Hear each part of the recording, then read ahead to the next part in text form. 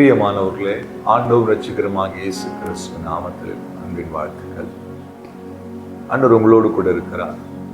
ஒவ்வொரு நாளும் உங்களை ஆச்சரியமாய் நடத்துகிறார், நம்மை ஆச்சரியமாய் நடத்துகிறார். இன்றைக்கும் நம்மை அப்படியே நடத்த போகிறார். இன்றைக்கு ஒரு வார்த்தையை நம்ம வாசித்து தியானிக்க போகிறோம். 1 கொரிந்தியர் 13ஆம் அதிகாரம் 7ஆம் வசனம். அன்பு சகலத்தையும் தாங்கும், சகலத்தையும் விசுவாசிக்கும், சகலத்தையும் நம்பும், சகலத்தையும் சகிக்கும். சகலத்தையும் நம்பும், சகலத்தையும் சகிக்கும், சகலத்தையும் தாங்கும், சகலத்தையும் விசுவாசிக்கும். பரிசுத்த வேதாகமத்திலே அன்பை குறித்து ஒரு முழு அதிகாரத்தை கர்த்தருடைய தாசன் பவுலடியார் அவர்கள் எழுதி வச்சிருக்கிறார். வேதம் சொல்லுகிறது, நாம் ஆராதிக்கிற தேவன் அன்பாகவே இருக்கிறார், அன்பு இல்லாதவன் தேவனை அறியான் என்று வேதம் சொல்லுகிறது. ரோமருக்கு பவுல் எழுதும்போது நாம் பாவிகளாயிருக்கையில் கிறிஸ்து நமக்காக மரித்ததினாலே நம் மேல வைத்த அந்த அன்பை விளங்க பண்ணினா என்று எழுதியிருப்பார். இந்த வார்த்தையினுடைய முதல் வசனத்தை வாசிக்கும் பொழுது, நான் தூதர் பாஷையை பேசினாலும் மனுஷர் பாஷையை பேசினாலும் அன்பு என்கிட்ட இல்லைன்னா நான் வேஸ்ட்ன்றது அவர் சொல்றேன்.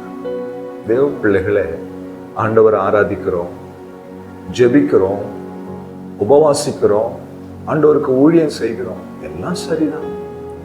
ஆனா அந்த கிறிஸ்து இயேசு விரும்புகிற அந்த அன்பு உங்க இருதயத்தில் இருக்குதா?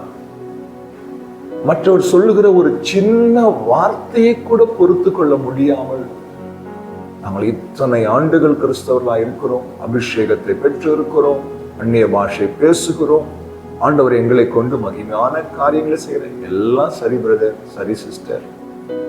தேவன் விரும்புகிற அன்பு உங்களுக்குள்ள எனக்குள்ள இருக்கலாம். ஒரு விசை கண்ணோக்கி பாருங்கள்.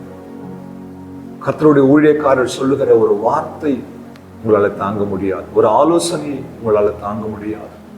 உடனடியாக உங்களுக்குள்ளே ஒரு ஆத்திரம், கோபம் வந்து விடுகிறது. கணவன் சொல்லுகிற ஒரு வார்த்தை ஏற்றுக்கொள்ள முடியாது, மனைவி சொல்லுகிற ஒரு வார்த்தை ஏற்றுக்கொள்ள முடியாது.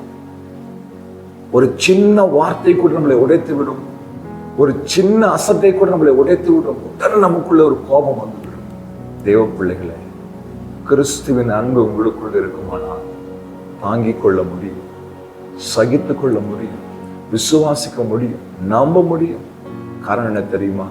சிலுவையில எல்லாவற்றையும் தாங்கிக் கொண்டார், எல்லா அவமானங்களையும் சகித்து கொண்டார், எல்லாவற்றையும் பொறுத்து கொண்டார். அந்த கிறிஸ்து இயேசுவின் கல்வாரி காட்சி நம்முடைய இருதயத்தில் பதிக்கப்பட்டிருக்குமானால், நம் கண்களில் அந்த காட்சி தெரியுமானால் நம்மால் எல்லாவற்றையும் பொறுத்து கொள்ள முடியும். தேவ பிள்ளைகளை, அன்பு சகலத்தையும் தாங்கும், சகலத்தையும் சகிக்கும், சகலத்தையும் மூடும், சகலத்தையும் அது பொறுத்து கொள்ளும். இந்த கிறிஸ்துவின் அன்புக்குள்ளே உங்கள் இருதயத்தை ஒப்பு கொடுங்க. இந்த கிறிஸ்துவின் அன்பு உங்களை நிரப்புவதற்கு ஒப்பு கொடுங்க. அப்போஸ்தலன் பவுல் எழுதுகிறார், கிறிஸ்துவின் அன்பை விட்டு என்னை பிரிப்பவன் யார்? வியாகுலமோ, பசியோ, பட்டினியோ, நாசமோசமோ, அடிகளோ, காவல்களோ, எல்லா உபத்திரவங்களோ எதுவும் கிறிஸ்துவின் அன்பை விட்டு என்னை பிரிக்காது என்று நிச்சயித்திருக்கிறேன்.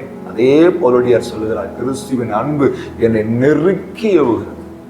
பரிசுத்த ஆவியான மூலமா இந்த அன்பு உங்கள் இருதயத்துல ஊற்றப்பட்டிருக்கிறது. இன்றைக்கு ஆண்டவர் பார்த்து கேளுங்கப்பா, என் இருதயத்தை உங்க அன்பு நிரப்புங்கப்பா, அந்த அன்பு எங்க இருதயத்துல பொங்கி வழியட்டப்பா. தாங்கிக் கொள்ள, சகித்து கொள்ள, பொறுத்து கொள்ள, விசுவாசிக்க, நம்ப எங்களுக்கு உதவி செய்யுங்க. கடைசி காலத்துல வந்துட்டோம் தேவ பிள்ளைகள். இந்த செய்தி கொஞ்சம் பெருசா இருந்தாலும் கடைசி காலத்துல வந்துட்டோம். ஒரே ஒரு சைன் நடக்குது, அக்கிரமம் மிகுதி ஆகுதுனால் அநேகருடைய அன்பு தணிந்து போகும். இடம் கொடுத்துறாதீங்க.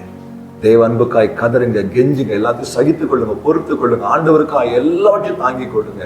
கர்த்தர் உங்களை உயர்த்துவார், மேன்மைப்படுத்துவார், ஆசீர்வதிப்பார். கண்களை மூடுங்க, ஜெபம் பண்ணலாம். அன்பும் இரக்கமுள்ள நல்ல ஆண்டவரே, இந்த வார்த்தையை கேட்டு என்னோடு கூட சேர்ந்து ஜெபிக்கிற ஒவ்வொரு மனுஷனுடைய வாழ்க்கையிலும், ஒவ்வொரு சகோதர சகோதரியுடைய வாழ்க்கையிலும் தேவ அன்பு இப்போதே உள்ளத்தை நிரப்பட்டு செய்திங்க. நன்றி. இயேசு கிறிஸ்துவின் நாமத்தில் பிதாவே, ஆமென். Hallelujah. God bless you.